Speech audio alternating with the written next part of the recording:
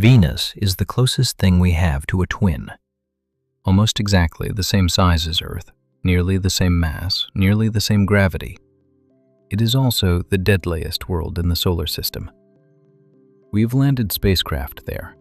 The longest any of them survived was 127 minutes. Then the planet crushed it, cooked it, and dissolved it. Tonight, we're going to land there anyway. We'll give you the impossible suit again, the one that can't be crushed or melted or corroded. And together, we'll step down onto the most hostile surface humans have ever tried to touch. From a distance, Venus is beautiful, a smooth, pale yellow pearl wrapped in unbroken cloud, glowing softly in the sunlight. It looks calm, peaceful, almost gentle. It is the most convincing lie in the solar system. You begin your fall about 30 miles up. Almost at once, you enter the clouds. But these aren't clouds of water.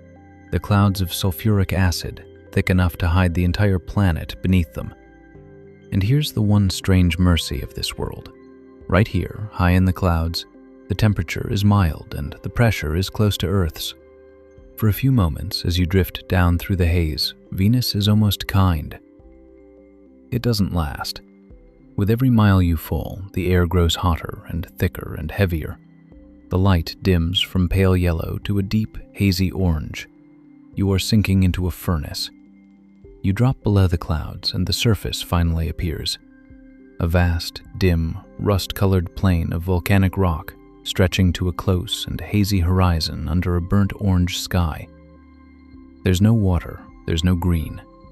There is only stone and heat and silence. And then, unlike Jupiter, unlike the sun, something remarkable happens. Your feet touch solid ground. You are standing on the surface of another world. But this ground is trying to kill you in 3 different ways at once. The first is the heat. The surface of Venus is around 900 degrees Fahrenheit. That's hotter than the inside of an oven, hotter even than the surface of Mercury, a planet far closer to the Sun. It is hot enough to melt lead. The second is the pressure. The air here is more than 90 times heavier than Earth's.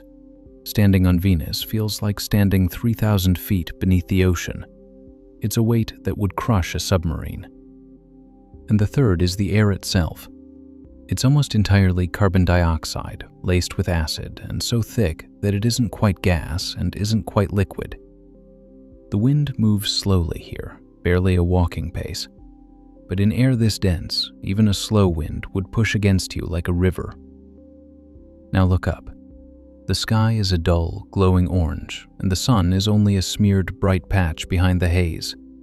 And it's barely moving, because on Venus, a single day lasts longer than a year. The planet turns so slowly and backwards that the sun rises in the west and takes nearly 4 Earth months to cross the sky. This is what killed the landers.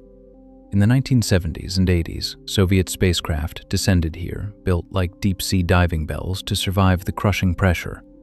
They sent back the only photographs we have ever taken from the surface of Venus.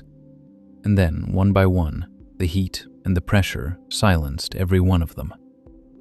23 minutes, 53 minutes, 127 minutes, then nothing. Without the impossible suit, you wouldn't last 2 hours. You'd last seconds. Crushed, cooked, and corroded, all at the same time. And this is the part worth sitting with. Venus is our twin, the same size, the same rock, born beside us from the same cloud of dust. Some models suggest it may even have had shallow oceans once and kept them for 1 billion years or more. But somewhere along the way, its air thickened and its heat was trapped, and it ran away until the whole planet became an oven that will not cool, a greenhouse with no exit. 2 worlds, the same size, the same age, circling the same star. One of them became an ocean, the other became this, and we still aren't completely sure why. But rise back up, 30 miles into the clouds where we began, because here, high above the furnace, floats the one gentle secret of Venus. At this height, the temperature is mild and the pressure is soft.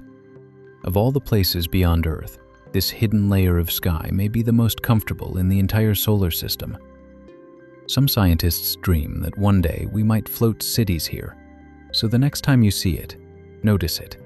That brilliant point of light in the evening sky, brighter than any star, the one people have wished on for thousands of years.